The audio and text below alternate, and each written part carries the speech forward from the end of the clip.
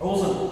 Well, good morning and welcome. And here we are moving on through the Revelation series. And we're actually up to number 12. We're pretty much halfway through the book of Revelation. We're hitting the halfway mark. And today we're going to look at a period of time, a time of darkness. As I said, and I'll just do a little recap from last week. And before we go into to this message. And last week we bounced back to the book of Daniel, because we were looking at Revelation chapter 10, and the only way to understand Revelation chapter 10 is by understanding Daniel chapter 8 and chapter 9. So this is what we did, and we unpacked this prophecy here, the 2,300-year prophecy that began in 457 BC at the command to restore and to rebuild Jerusalem. And it predicted all the dates, and it predicted the dates when Jesus would begin his ministry as the Messiah. And he did that when he was baptized. It predicted exactly the date when Jesus would be crucified, when he would put an end to sacrifice and offering. And then it also predicted the time period when the gospel was preached to the Jews, and then it would God would expand the gospel past Israel into the Gentile world. And that was in AD 33 with the stoning of Stephen and the conversion of the Apostle Paul. The gospel then started to branch out from Israel and went to the rest of the world. And then it took us up to 1844, which was a time that we know as a great disappointment when they thought Jesus was coming back on October 22nd, 1844. And the day went down in history as the great disappointment. We know it didn't happen because we're still here. But also one thing we looked at is that the sanctuary is a sanctuary in heaven. It says, as Hebrews says, now this is the main point of the things we are saying. We have such a high priest who is seated at the right hand of the throne of the majesty in the heavens, a minister of the sanctuary and of the true tabernacle, which the Lord erected and not man.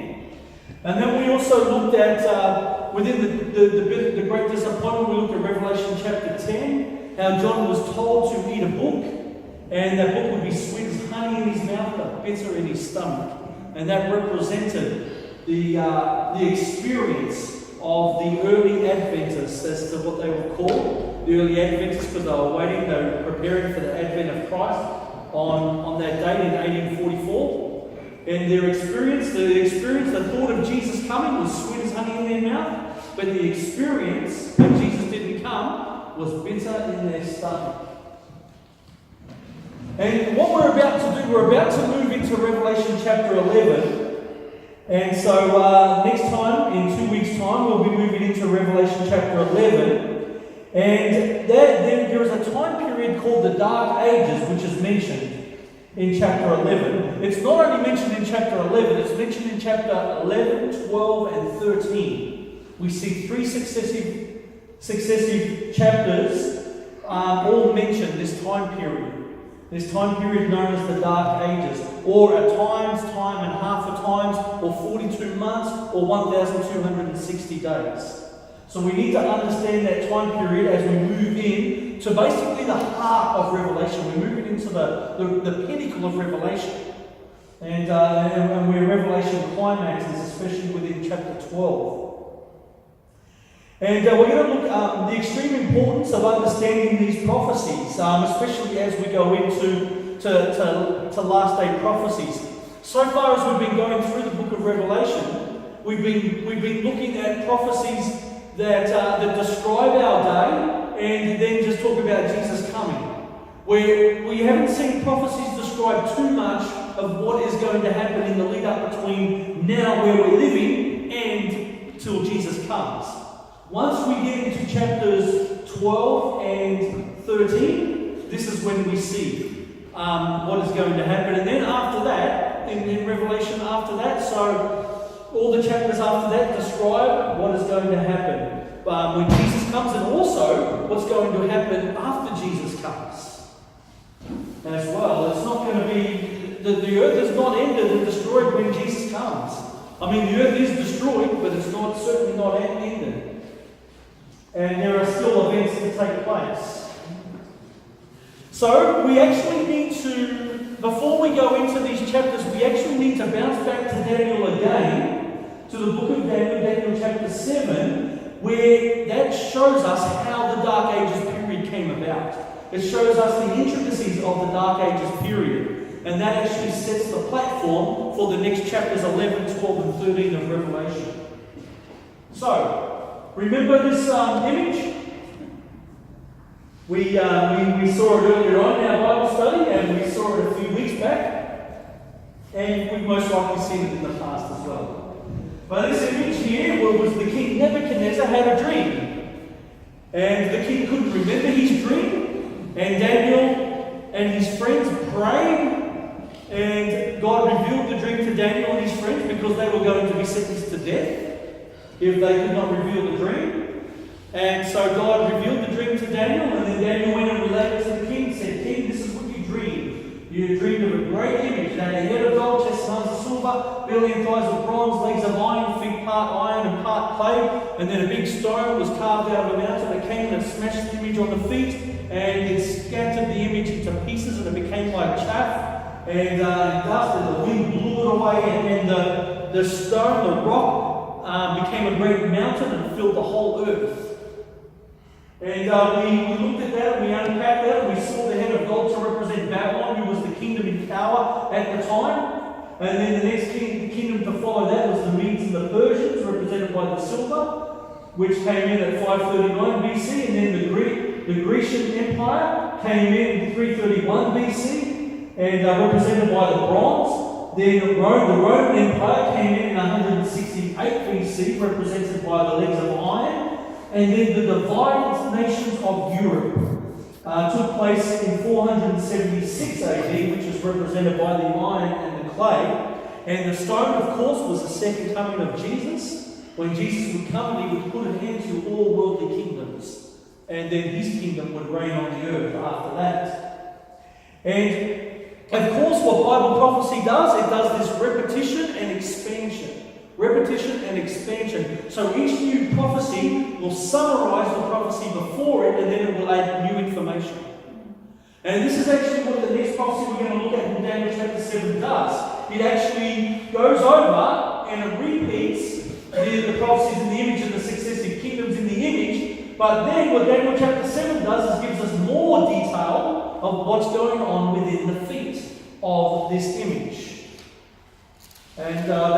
And that's where we're going to go with that. And that's where we're going to see this time period, this 1,260 year time period, or Dark Ages, come out in prophecy, which sets the stage for the rest of the book of Revelation.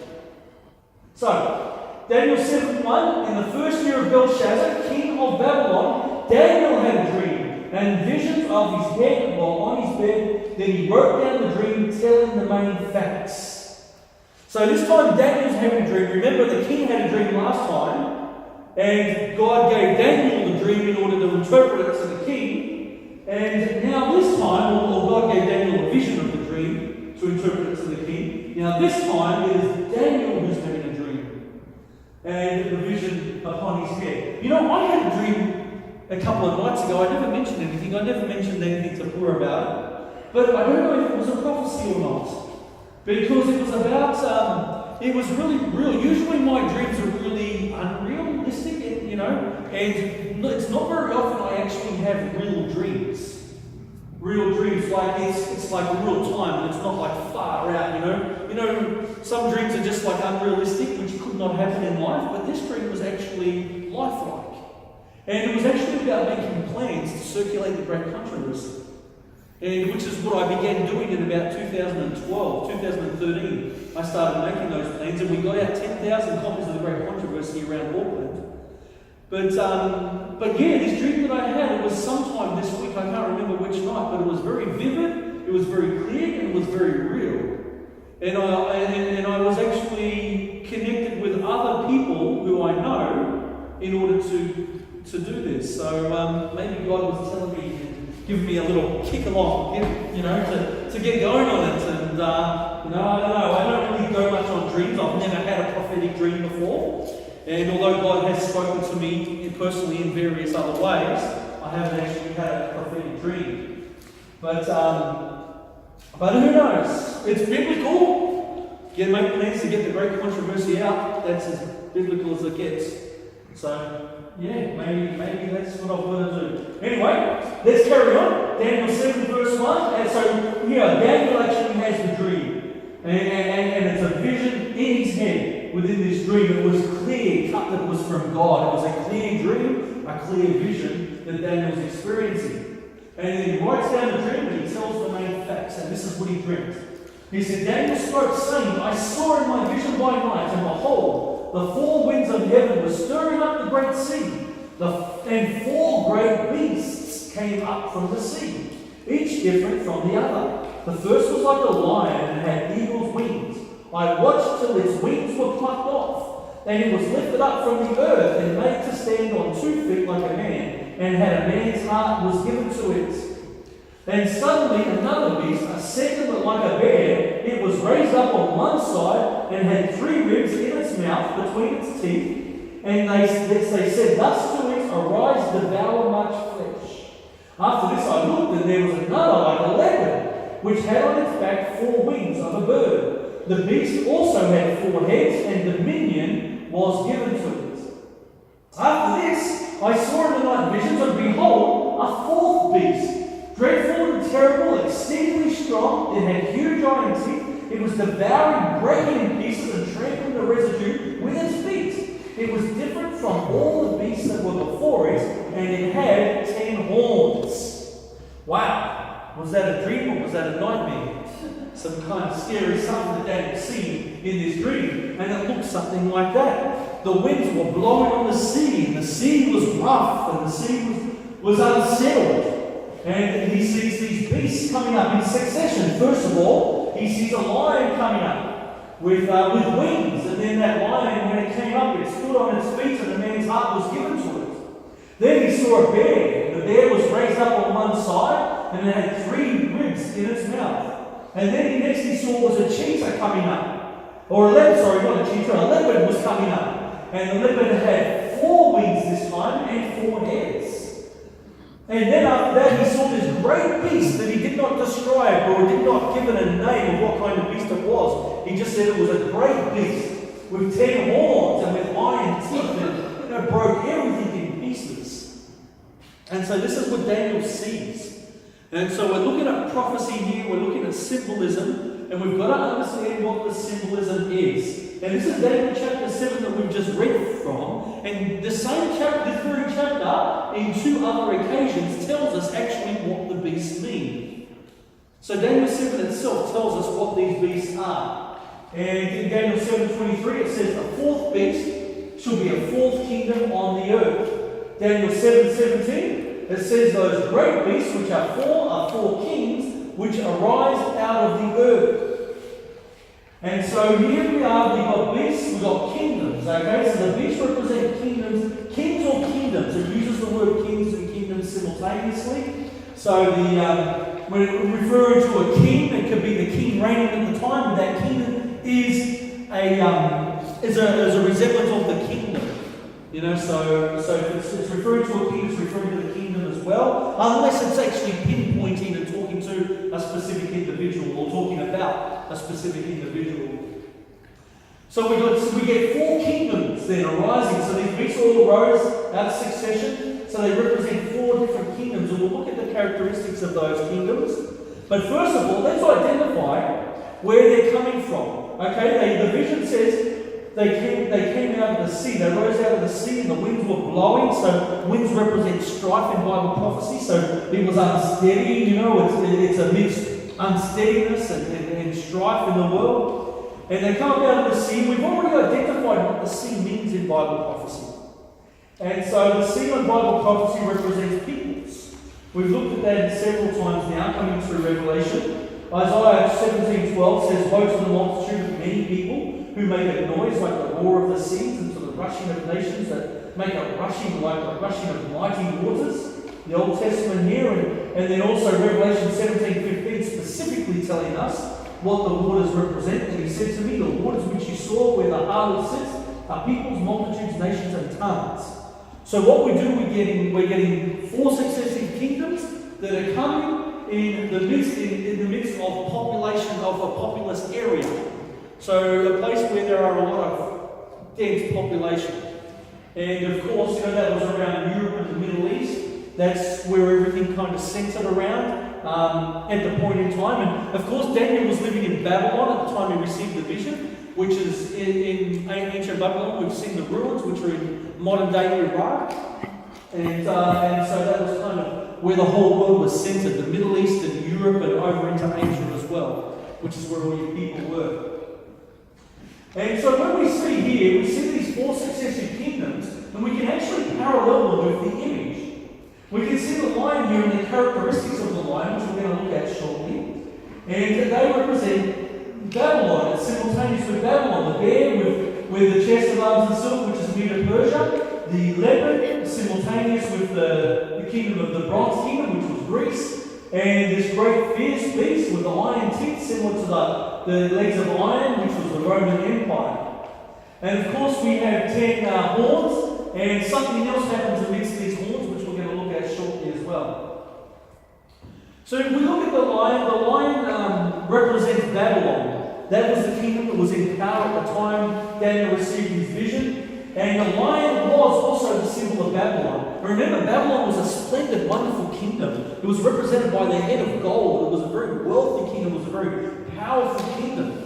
And the lion is a great resemblance for Babylon, because the lion is kind of like the king of beasts. We know the lion to be like the king of beasts. And so this lion represents Babylon. And the lion, remember, it stands up on its 2 feet like a man, and a man's heart is given to it. Well, its King Nebuchadnezzar, later got converted. Nebuchadnezzar converted to, there was no such thing as a Christian back then because Jesus hadn't come. So, but he got converted to the Jewish teachings, the teachings of the Bible. We can still call him a Christian because basically they were looking forward to Christ. And Nebuchadnezzar was converted, which resembles the man's heart being given to it.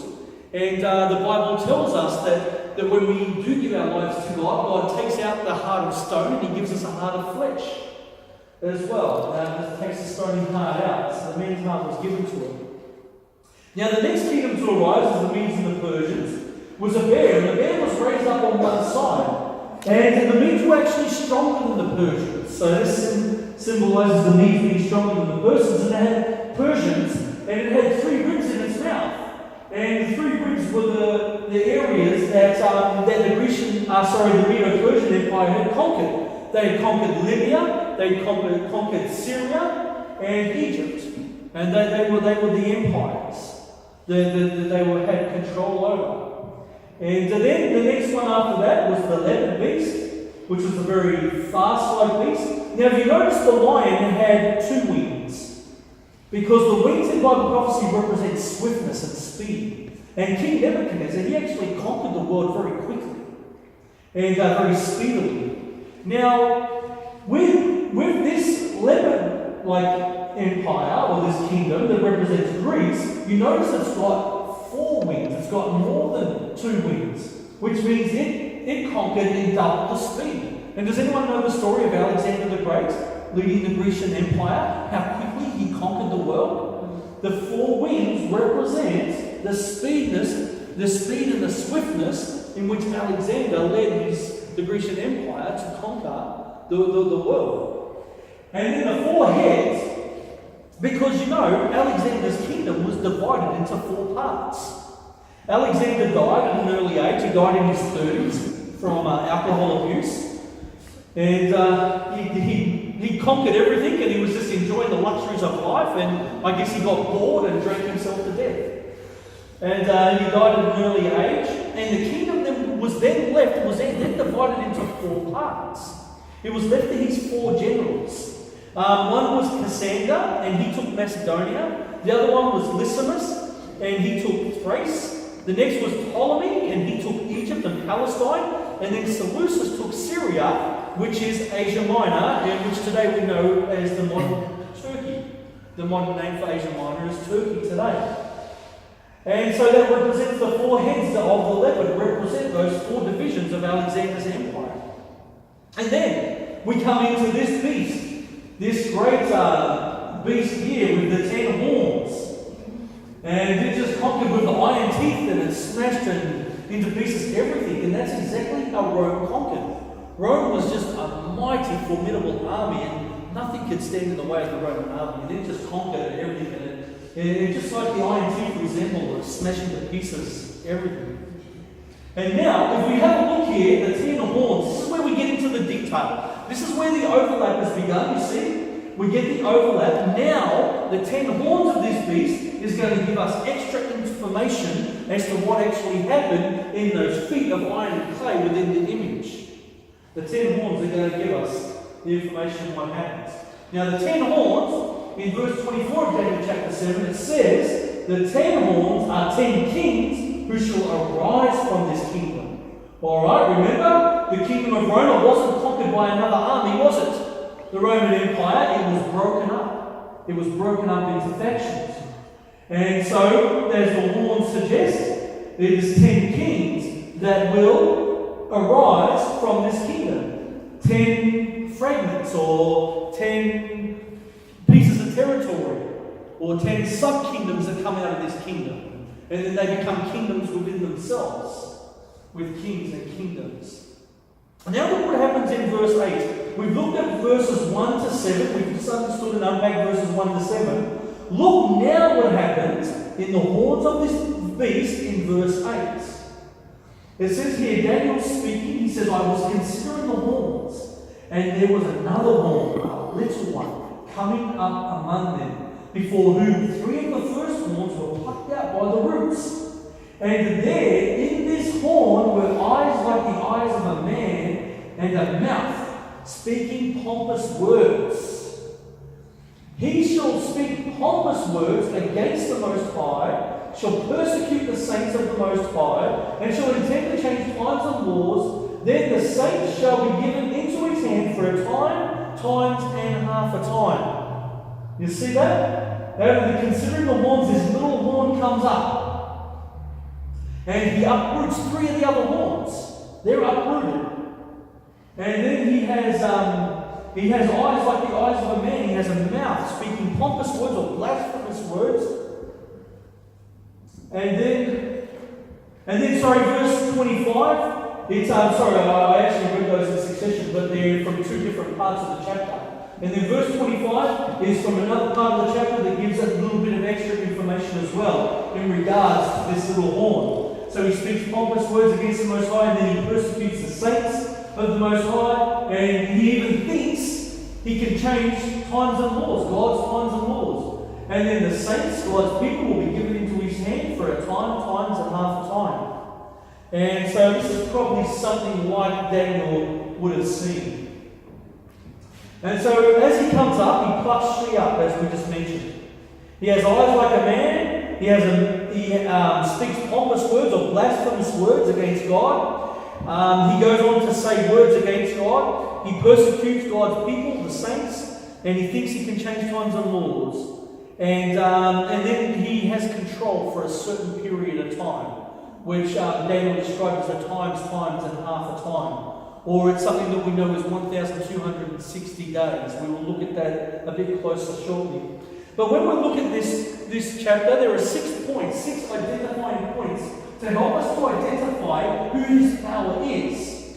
These are the 6 points that come out of this passage of Scripture to help us to identify this power. Okay, he came up among the 10 horns, which was Europe, so from Western Europe. Because remember, the broken Roman Empire was the broken nations of Europe.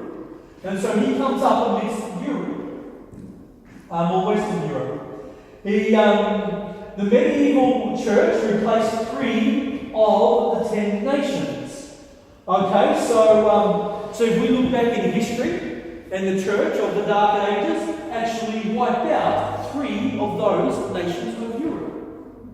And then another point is that he speaks pompous words, where he speaks blasphemy against God. He makes war against God's people. He's in power for 1,260 years, which we'll examine shortly.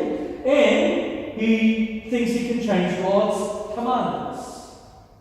Now, it's very easy to identify. Anyone who knows and understands history can look at these points and know exactly who that kingdom was to come.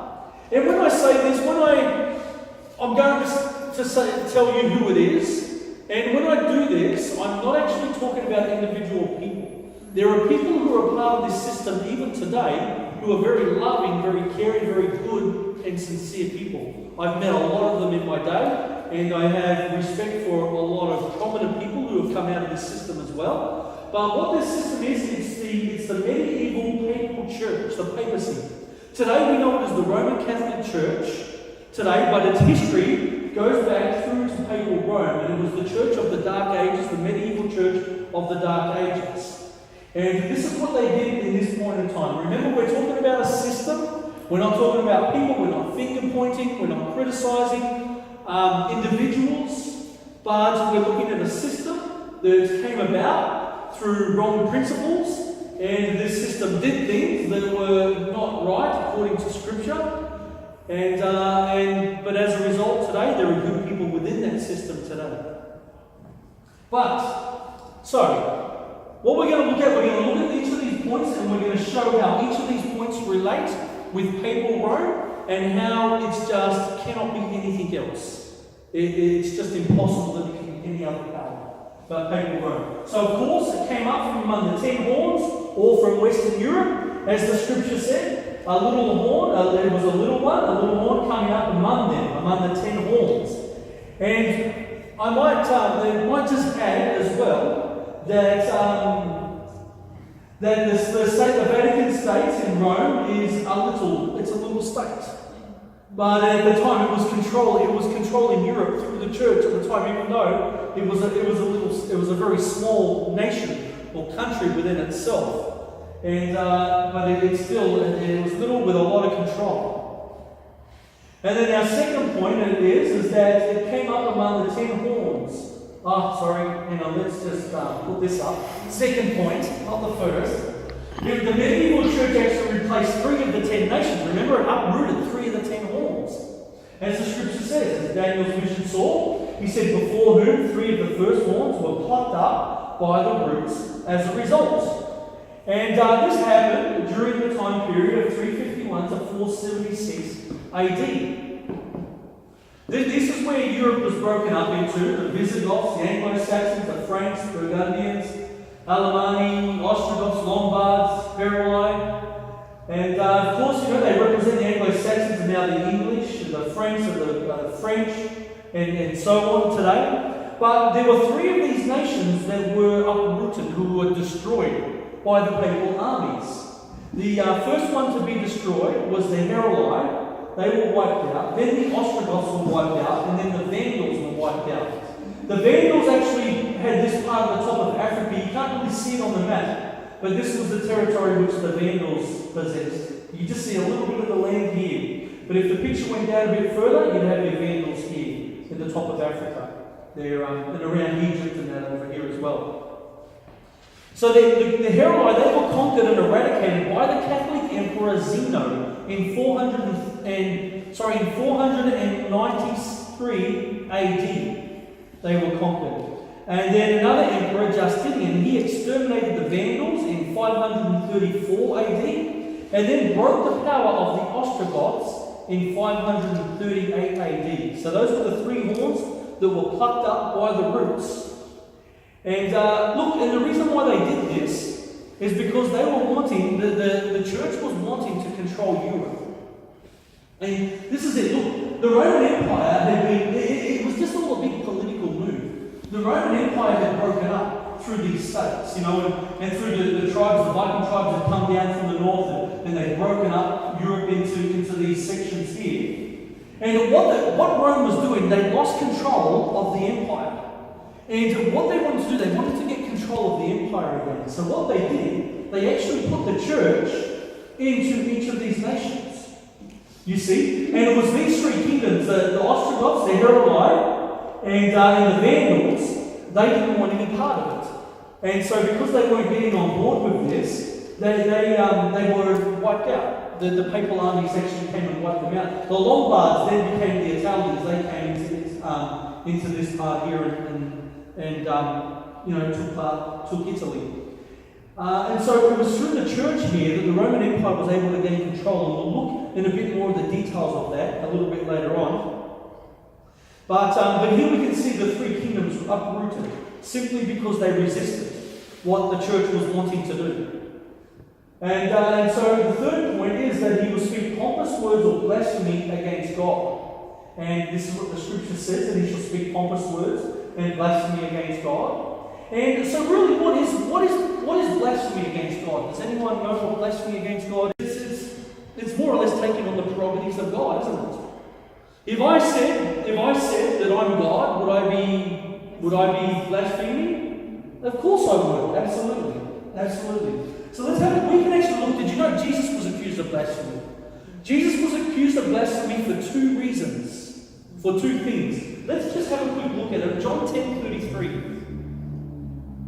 I didn't get them in the slide, but if you have your Bible and you want to turn to John 10:33, you can look at the reason why Jesus was accused of blasphemy. One of the reasons, and then there's another one in Mark 2, verse 7. John 10:33, it says here, the Jews answered him, Jesus, saying, for a good work we do not stone you, but for blasphemy, and because you, being a man, make yourself God.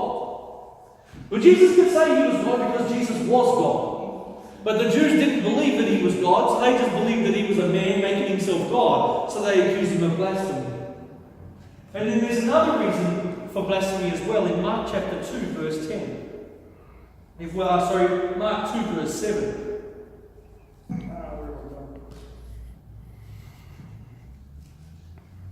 Okay, in Mark chapter 2, verse 7, it says here, why does this man speak blasphemies like this? They're referring to Jesus, and the reason why they call him a blasphemer in this instance is that they tell us, who can forgive sins but God alone? Because Jesus was forgiving sin. And so he was accused of blasphemy. He was accused of blasphemy on two occasions. One, for claiming to be God, and two, for claiming to be able to forgive sin. Now, Jesus could forgive sin because Jesus was God.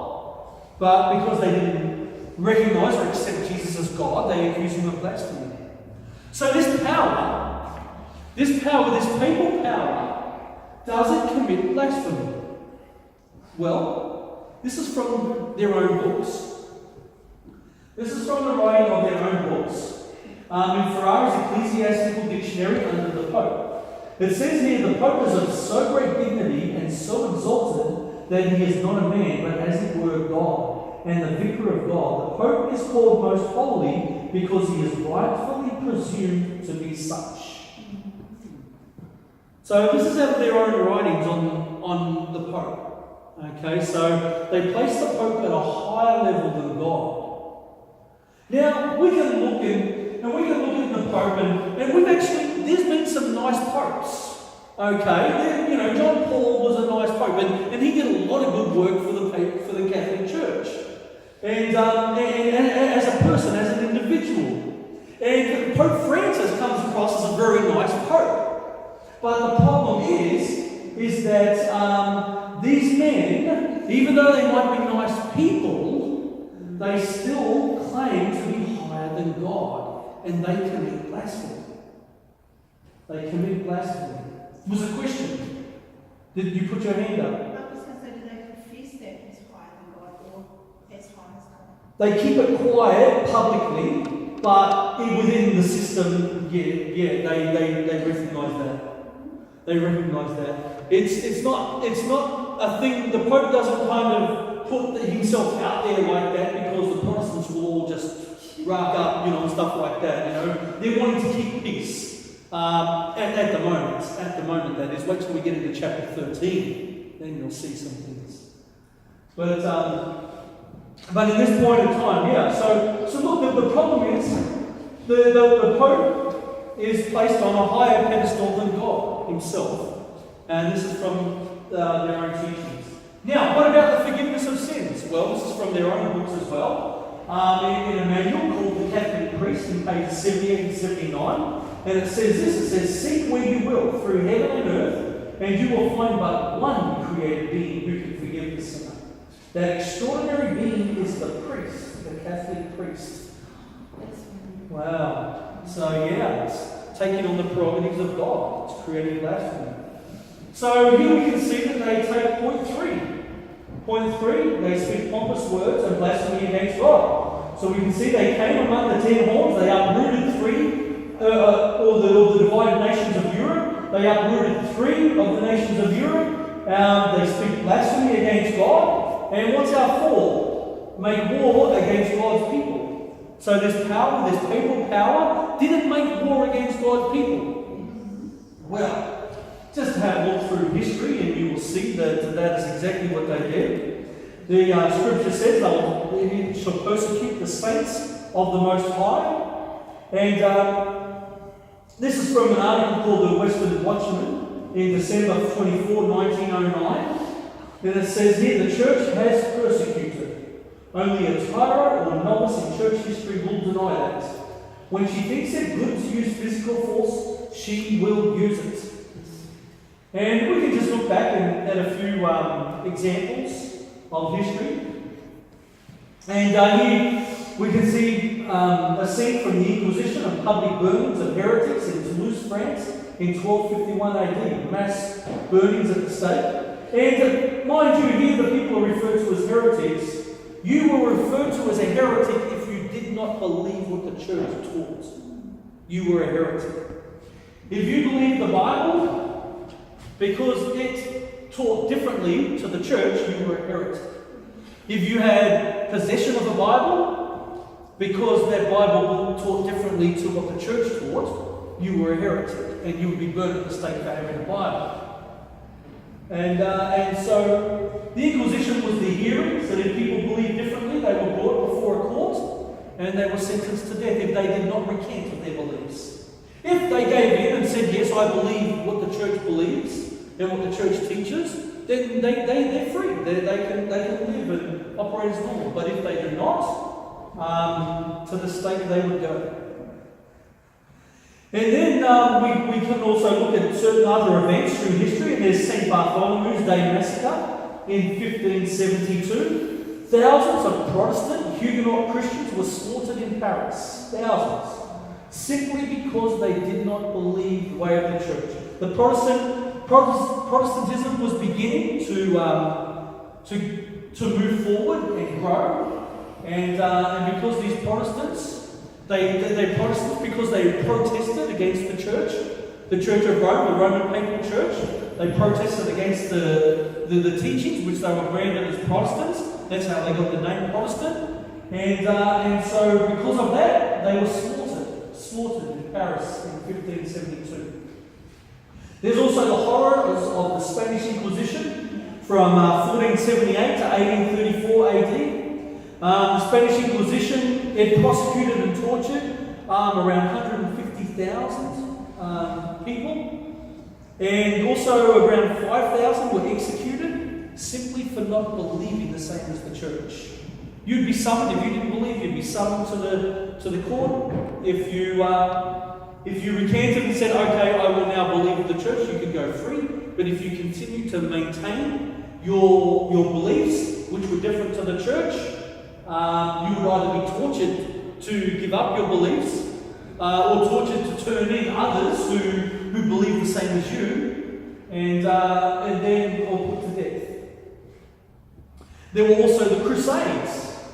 And the Crusades was a response. We looked at a couple of sessions ago. We looked at the Ottoman Empire coming in and attacking the papal Rome. In order so that allowed the Crusades with the papal armies or the papal Roman armies going down to counter attack the Ottoman Empire. God used it. Remember, God used it in order to help the Reformation take place, and the Protestant Reformation to take place. But also, along their crusades, it wasn't just suffering for Islamic people in the name of God. They just slaughtered Muslims and innocent Muslims in the name of God. But they also did deportations. They also looted the villages. They robbed, and they also just did infidelity just all the way through. And it wasn't just Muslims who were hurt. It was Christians. It was Jews. Anyone who just was in their way. And then we can look through history, through the whole time, through the Dark Ages, the Waldenses were persecuted. We can read about that in the Great Controversy. We can read about the persecutions in the Great Controversy, in the book The Great Controversy. All through. Now, it comes, year 2000 was the Jubilee year of the Catholic Church.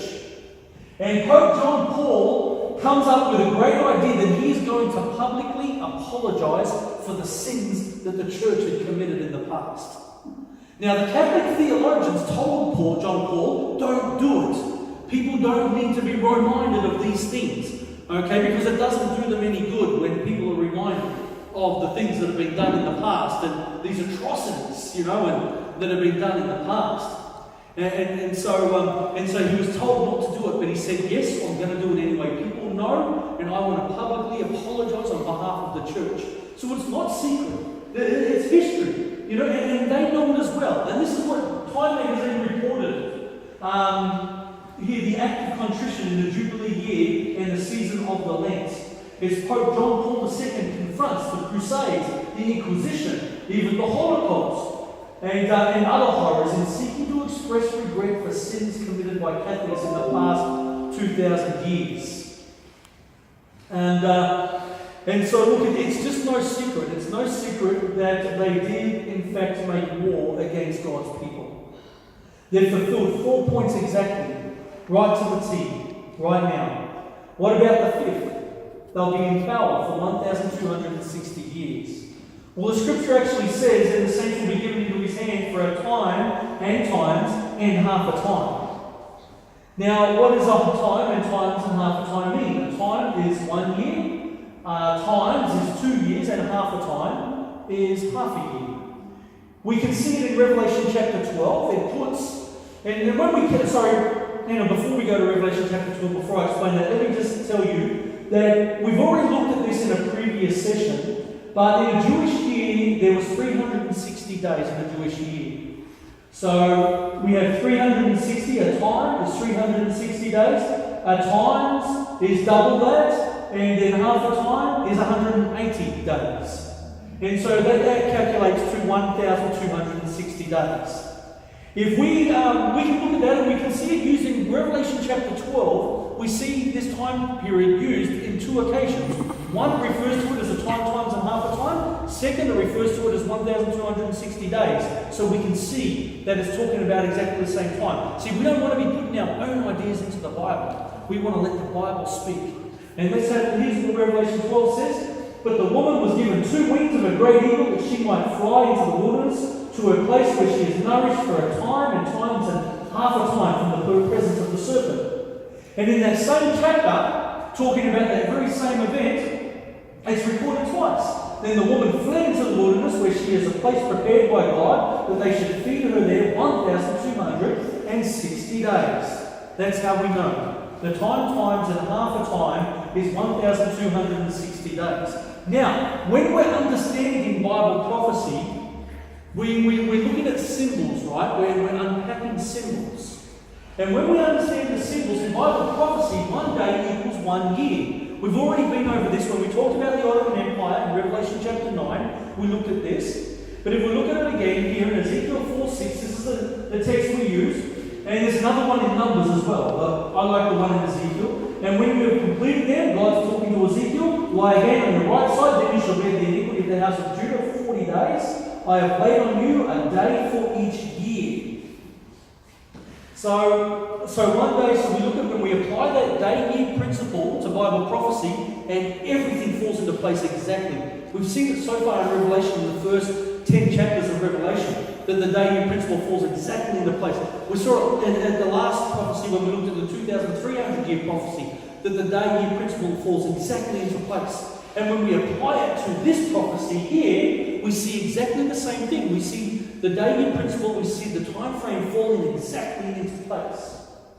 Because did you know the year was 538 AD.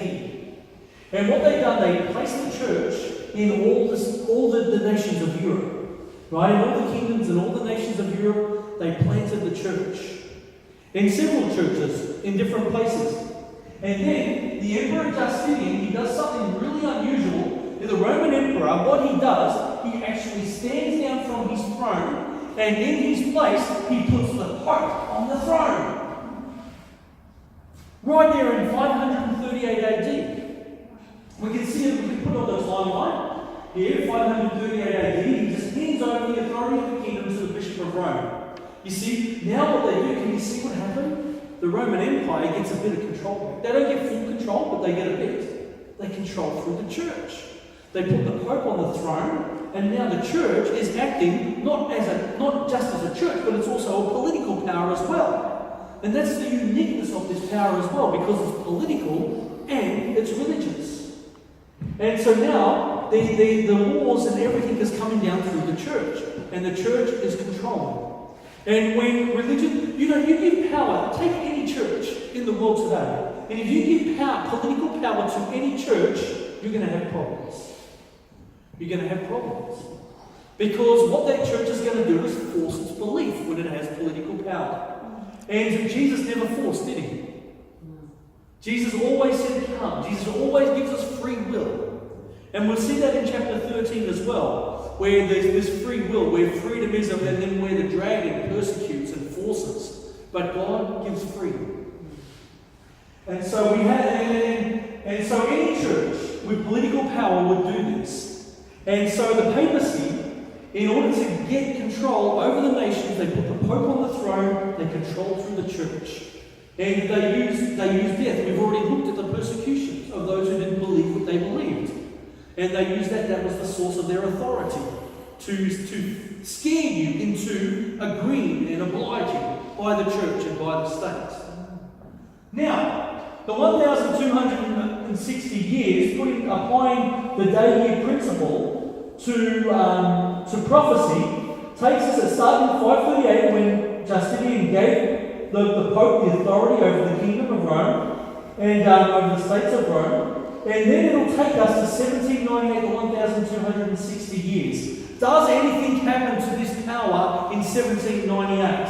How correct is the Bible? How spot on is the Bible? If we look, and we can see through history, something very significant did happen in 1798. Remember Napoleon Bonaparte? Anyone heard of Napoleon? Studied him in history at school? Well, Napoleon, he set out, he wanted to unite Europe, he wanted to conquer Europe. And he wanted to be the king over Europe and unite it and make it one government, one power. And he failed in his quest to do that. But even though he failed in his quest to conquer all of Europe and unite it, there is one thing he did succeed in. He succeeded in breaking the back of the papal power. And the way he did that was that his general Berthier went into Rome, and his general Berthier, he kidnapped the Pope, took the Pope hostage, and put him in prison. And it was Pope Pius VI. It was Pope Pius VI who was on the throne at that point in time. Put him in prison. He died in prison, and it totally broke the back of the papal system. They totally lost their power, their control. Right there, in that very day, in 1798, right, exactly as the Bible tells us. We see the Bible exactly in so many ways. It's incredible. Through the Ottoman Empire, and what they did, and exactly, when Josiah Lynch predicted the fall of the Ottoman Empire, because he calculated the prophecy time dates, and the Ottoman Empire their power was broken right on that very day. It's incredible. And even here as well, exactly. It knows the very year, the very day that this is going to happen. And that's exactly what happened to people of Rome. And that's why I said no other power can fit. This is exactly what it is. And so our 6th point is that he will think to change God's commandments. It says here, and he shall intend to change times and laws. God's times and laws. Did he in fact do that? Did this power try to change God's times and laws? Well, in fact, he did. Because does anyone know what happened? How the Christianity actually became corrupted in that sense? Well, Constantine, the Emperor Constantine, he decides that he wants to be a Christian. Now, to be a Christian was a death sentence. But when the emperor, he wants to be a Christian now. And and in order to do that, he needs to sway the pagans. He needs to get his people to get on board with the fact. And so what he does, he actually brings in two pagan things into the religion, into his Christianity, his Christian experience, and those two things actually change two of God's laws. Because the pagans worshipped idols, he brought idolatry into the church. Which is why when you go to a lot of cathedrals and Catholic churches, you'll see images of Jesus on the cross, and images of Mary, and images of the apostles, and things like that. This came in, and this was never, the Bible said never to do that. Not even if it's a biblical image, don't do it. But they brought this in because the pagans worshipped images. So Constantine could bring in the worship of pagan images into the church. It makes it a lot easier for the pagans. It's not a real conversion. It's a political conversion. It's just trying to just make it easy for them. And then also what he did, see the days of the week are named after mythical gods. And Sunday was named after the sun god, because that's the day they worship Baal, the sun god, on Sunday. So he brings idols into the church, and he actually changes the day of worship from Saturday to Sunday. The Bible, if you look at the Bible refers to the seventh day as the day of worship. In most parts of the world, the majority of the world, the seventh day falls on Saturday. Some parts of the world, the seventh day falls on Sunday. But the Bible tells us to worship the seventh day.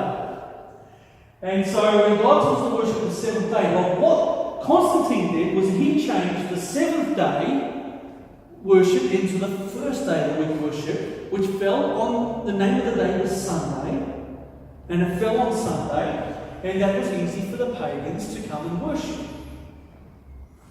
And so with this, and then we get, after this, he gives here the first Sunday law is enacted. We can see here, this is the law in AD 321. He says here, Constantine had said, on the venerable day of the sun, let the magistrates and people reside in cities rest, and let all the shops be closed. And then, in the Catechism of Catholic Doctrine, in the Catechism of Catholic Doctrine, they talk openly about changing the day of worship from the day, the seventh day in the Bible, to the first day of the week, which is what they do, which we know as Sunday. And the question is, and when they document, the Catechism is actually written in question and answer style format. Okay, so it's written here, and this is straight out of the Catechism. I have one at home. And then this is exactly how it reads. It says, question, which is the Sabbath day? Answer, Saturday is the Sabbath day. And then question, why do we observe Sunday instead of Sabbath? Answer, because the Catholic Church transferred the solemnity from Saturday to Sunday. And that is from the Convert's Catechism of Catholic Doctrine, 1951, on page 50. And I know I actually have my own physical copy of the Catholic Catechism. And I know it says exactly what I've just quoted to you. And they just claim to have changed it. God never changed it. God never said to change it. But the church thinks it can change it. And look, these are even the works of Catholic theologians, the writings of Catholic theologians. In the Faith of Our Fathers, page 561, Cardinal James Gibbons says, you may read the Bible from Genesis to Revelation, and you will not find a single line authorizing the sanctification of Sunday. The Bible enforces the religious observance of Saturday. And so that's from one of their own cardinals. And from another Catholic theologian by the name of Carl Keating in Catholicism and Fundamentalism, 1988, he said this, fundamentalists look for worship on Sunday, yet there is no evidence in the Bible that corporate worship was to be made on Sundays. The Jewish Sabbath, or day of rest, was, of course, Saturday. It was the Catholic Church that decided Sunday should be the day of worship for Christians in honour of the resurrection. And we can take the Ten Commandments, and this is from their own mouth. They just say it. If you go to a Catholic priest and you ask him, why do you worship on Sunday? And he will tell you, because the church said to worship on Sunday.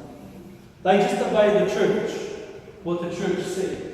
And this is why Christians got burned at the stake. If they did not believe what the church believed, they were killed or tortured to recant from their beliefs. We can see here, we've got a comparison of the Ten Commandments here. These are the Ten Commandments straight out of the Bible. These are the Ten Commandments that are in the Catechism. And you see how they put it down, okay? They've abbreviated it. That's a little bit out of focus. Can we... that's better. Okay. So the Ten Commandments in the Bible, they shall have no other gods before me. The first commandment in the Catechism, I am the Lord thy God, thou shalt not have a strange God before me. Okay, similar, a little bit different, but okay, it could be the same. Look at the second commandment in the Bible, thou shalt not make unto thee any graven image or any likeness, anything what is in heaven above, or that is in the earth beneath, or that is in the water under the earth. Thou shalt not bow down thyself to them, or serve them. For I, the Lord God, thy God, am a jealous God, visiting the iniquity of the fathers and the children, unto the third and fourth generations of them that hate me, and showing mercy to thousands of them that love me and keep my commandments. That's the second commandment in the Bible. The second commandment in the Catechism, thou shalt not take the name of the Lord thy God in vain. Hang on. How did that get there? Where is this one? Well, remember Constantine brought idols into the church, images. And when he did that, well, to use the Ten Commandments from the Bible would actually condemn that. So they actually had to take that commandment out. And remember what the Bible said, you'll think to change times and laws. And then, so anyway, it's pretty much the same. The Sabbath commandment here is, remember the Sabbath day, keep it holy, 6 days you shall labour and do all your work, but the 7 days the Sabbath of the Lord thy God. In it you shall do no work, you should not do any work, nor thy son, nor thy daughter, nor thy manservant, nor thy maidservant, nor cattle, nor thy stranger who is within thy gates. For in 6 days the Lord made heaven and earth, the sea, and all that in them is, and rested the seventh day. Therefore the Lord blessed the Sabbath day and hallowed it. Now, they've just gone, it's actually the fourth commandment in the Bible, but it's the third commandment in the Catechism. Remember, they'll keep holy the Sabbath day. That's it, period. Full stop. And their Sabbath day, we've just seen that they changed it to Sunday. So they've violated 2 commandments. And so now they get down to the end, right? And all the commandments are going consistently. And we get down here to the end, we've got, they should not steal, should not bear false witness against thy neighbour. And in the 10th commandment, thou shalt not covet thy neighbour's house, thou shalt not covet thy neighbour's wife, nor his manservant, nor his maidservant, nor his ox, nor his ass, nor anything that is thy neighbour's. Now, the Catholics get in the Catechism, which gets down here to the 9th commandment, and hang on, thou shalt not covet thy neighbour's wife. But hang on, we need 10 commandments. So let's just split the 10. Okay? 9, thou shalt not covet thy neighbour's wife. 10, thou shalt not covet thy neighbour's goods. Okay, we've got 10 commandments. They changed God's times and laws. This power changed the things of God. And, when Jesus himself said, he said, in vain they worship me, teaching us doctrines and commandments of men. For laying aside the commandment of God, you hold the tradition of man. And there were people doing it in Jesus' day. This is what the Roman papal system, church system did. And there are people just following along with this system that they're none the wiser today. They simply don't know. They simply have not seen this. It's just not been revealed to them. So, I'm not criticising the people. There are people part of this system. As I said, there are sincere people. I've met a lot of lovely Catholic people who are sincere and great people. but it's a system. This is a system that began almost 2,000 years ago, that changed times God's laws and times.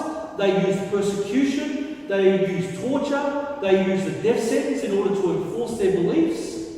And now we come along to 2018, and there are people who are still a part of this system. And there are good people a part of this system. But nonetheless, it's a system that did away with the things of God, and it still teaches those things contrary to the Word of God today. But the purpose of our message is simply to show the Word of God and help people to make a choice. Papal Rome fulfilled them. Papal Rome is the only power in history that can fulfill them. The only power. There is none other. And that's what happened. And now this is important because this sets the scene for chapters 11, 12 and 13, as I said earlier. And when we look at our 2,300-year prophecy, we see here where the Dark Ages fit into it and everything is getting ready. Last week we looked at 1844 and what happened in 1844, the cleansing of the sanctuary in heaven. And we will look in our next session, we will look at a judgment that's taking place as a result of 1844, the 1844 message. And within here, remember so the Dark Ages ended, 1798, they ended. And remember when the Ottoman Empire's power was broken in 1840. And everything was getting ready here in this time frame, getting ready for 1844. And the 1844 message has already gone, and the 1844 message continues to go to the world. And so the world is now ready to receive the message. The question is, are you ready to give the message? As God's people, what are we doing to give the message? What are we prepared to do? What is God telling us? What does the Bible say we should be doing in giving this message? And what is God telling me as an individual what I should be doing to give this message? I want to finish with a story. And it's a story that comes from a book called Fox's Book of Martyrs. Very inspirational book. And Fox's Book of Martyrs tracks the experiences of the Dark Ages. It illustrates and goes in and talks about some of the experiences of reformers during the Dark Ages. It's a very similar to the Great Controversy. It covers a lot of similar ground. But Fox's Book of Martyrs also talks about some stories as well that came out, stories of martyrdom that came out from those Dark Ages. And I know you're familiar with one story that I've shared previously. I'm going to share a different one today. And there was 13 people, 13 believers. It consisted of a group of 13 believers who were arrested for teaching contrary to what the church taught in the 1300s. And they were arrested, and this 13 consisted of 11 men and 2 women in this group of 13. And what they did, the sheriff, at that time, the sheriff got them and they separated, they divided the group. And they put half in one chamber, and then they took the other half of the group and they put them in another chamber. And then the sheriff went to one chamber, to the one half of the group, and said to them, the other group has just recanted. They have just given in and they have just recanted from their beliefs. They do not hold to their beliefs anymore, and now they are not going to face the death penalty.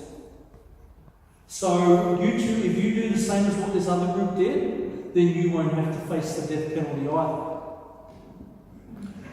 And so they looked at each other, and it didn't take long, and their reply was that we do not believe we do not follow man, but we follow Christ and Christ crucified.